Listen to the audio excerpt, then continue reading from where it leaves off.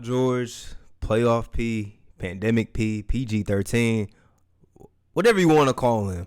He was the best player on the floor tonight in Game 5, which is what I wanted him to do, and that's exactly what he did. Just gave us another epic performance. He's been amazing this postseason, as consistent as they come, and he forces a Game 6, him and this Clipper team, stay alive once again. And I'm here to talk about it, man. It's Reek Knows Hoops. Welcome back. I'm your host, Tyree. Be sure to leave a like, subscribe if you are new. It's a place where we talk about NBA basketball, so if you love hoops, this is the place for you. And on my podcast, which y'all should definitely be tuning into, with my guy, Canley Elliott over at Blaze Review, we was talking about what needs to happen for the Clippers to force a Game 6. And I basically said Paul George has to play like he did Game 5 in Utah. He has to command the game. He has to be the best player on the floor. And for the first half of this game, he wasn't doing that. He was not doing that. Even though his numbers in the first half looked very good. I believe he was like 5 of 9 shooting or something like that. He had double-figure points. He did not look like he was playing aggressive. They were saying it during the broadcast as well. He just looked very timid out there. He looked like he was playing not to lose instead of leaving it all out on the court and trying to win and force the Game 6. He just looked very complacent out there. I guess that's the word to really use. He looked very complacent. And I don't know what was said to him in the halftime locker room. I don't know if he just had to wake up himself or if Ty Lue got into him. Maybe Rondo on the bench got into him. But he came out in the third quarter a totally different player. He was in attack mode the entire third quarter. And it wasn't even really attacking like DeAndre Ayton on the switch as the Clippers did downsize in this game. It was more so just PG going at whoever was in front of him and making shots. The offense was flowing through him, and he was making play after play. I believe he had 20 points in the fourth quarter. Big-time game from Paul George. That third quarter really swung the momentum of this game because the Suns started off the third. They made a nice run. They got back into the game after they were down double digits at halftime. They got back into the game. I believe they ended up getting a 1-point lead, and then Paul George got an and one. And then from there on out, it was just like every time the Suns made a run, the Clippers had an answer. It was every single time. And you got to give a lot of credit. That's how resilient this Clipper team is. As resilient as they come, they have proven time and time again in this postseason that, they're not afraid of being down and they're always going to, leave their best game on the court in these situations. And they do it again once again tonight, and they force the Game 6. I got to give my shout-outs. Y'all know I like to give my flowers where they're due. First off, Paul George. He's been amazing all postseason long. I believe the stat that they showed is like the longest streaks to start a postseason with 20-plus points in every game. I believe he's done it 18 straight games. Amazing stuff from Paul George. He was big time once again tonight. 41 points. I believe he had 13 rebounds. He's been rebounding the heck out of the ball in this series. It's been amazing. His defense was really good also. Playmate really well too. I think he had 6 assists in the game. But we got to give shout-outs, man. Boogie Cousins. I believe they said Boogie only played like 5 games prior to this one. And he probably played the most minutes he did in the postseason. And he was effective tonight. He was very effective. I don't remember what the numbers was, but I know at one point he was like 6 of 11 from the field, had 12 points off the bench. He was making big play after big play. In his minutes, he was outplaying the production of DeAndre Ayton. Even though they weren't on the court at the same time, Boogie made his impact felt in this game. And I got to give a big shout out to him because it's tough. I'm sure it's tough for a player, of course, everything that Boogie's been through. But in this situation, he's not been consistently in the rotation for the Clippers. He hasn't been consistently in the rotation. But to come out tonight when Zubac does not play, and Zubac has been very effective in this series, and to pretty much match Zubac's production in the scoring aspect was a big-time performance from Boogie. He had 15 points on the night. That's a big-time game. If you get 15 points from anybody off your bench in a game where you only get 19 points off the bench, that's big time. But Boogie Cousins, 15 off the bench. Got to give a shout-out to Boogie.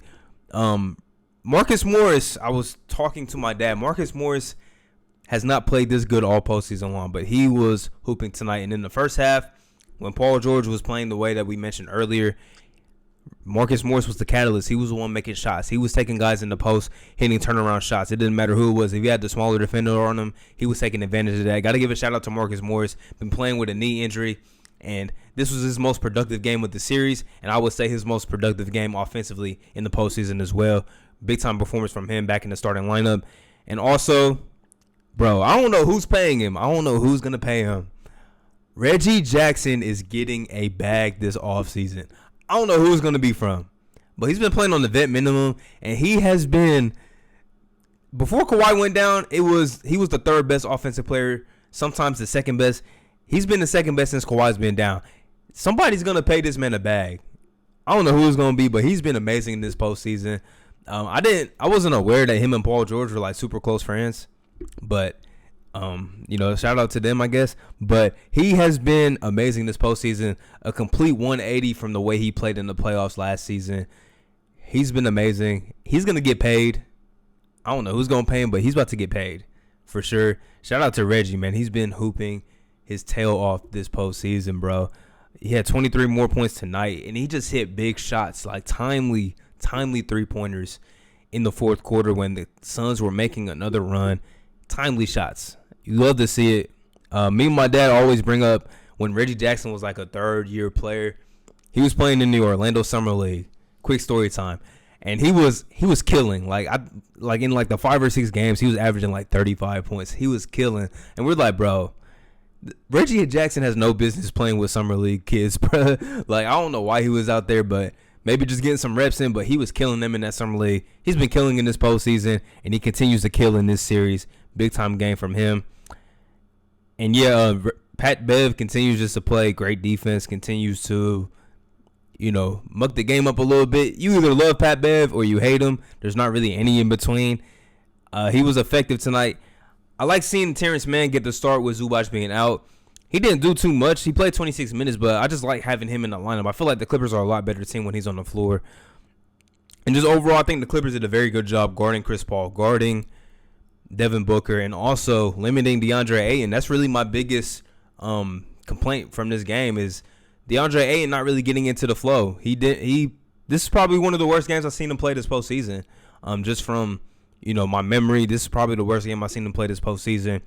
He just not at one point did he really assert his dominance. And you got to give a lot of credit to the Clippers because they did a great job of everybody was rebounding because they were playing small for most of this game. Everybody was getting in on the boards. You got to give a lot of credit to those guys for rebounding and taking DeAndre Ayton kind of out of the flow of this game. I mentioned in my last video of this series that Ayton was pretty much the reason why the Suns were still in that game and why they were able to win that game in Game 4.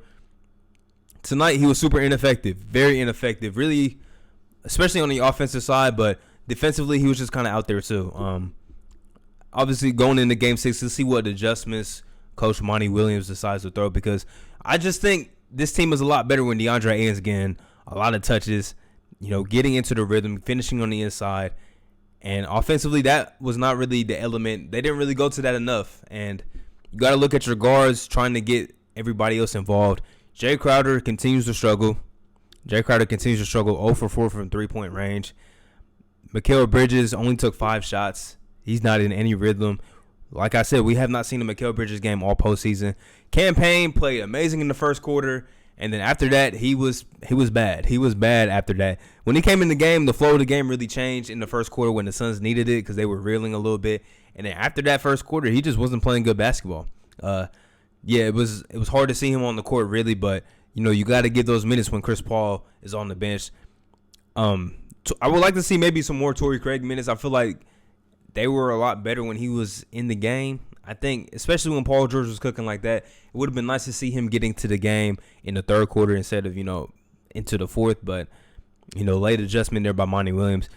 Cam Johnson was big for the Suns off the bench. When the Suns were making that run and I thought they were going to be able to take control of this game, Cam Johnson was one of the catalysts on both ends of the floor. And that just takes me back to when he got drafted. Everybody was surprised, but the Suns took the guy that they knew would fit them best, and he's a winning player. And he's been big time in this series too. He's been shooting super efficient. He's been playing very good basketball, but it wasn't enough tonight as the Clippers get the win. They force another elimination game, Game 6 in LA. It's going to be a tough game, I think, for the Suns to try and close this out, man. And if Phoenix is not able to close this out, man, going to Game 7, anything can happen. So we've seen Phoenix in this situation before where they've had to close the series out on the road. They've done it 2 times now. Let's see if they can do it again. But Paul George, if you're still disrespecting Paul George, please grow up. The memes, they're funny sometimes. I ain't going to lie. They're funny sometimes, but please grow up. Show this man the respect. 41 points in an elimination game. Clippers force Game 6. We'll talk then, y'all. I'm out. Peace.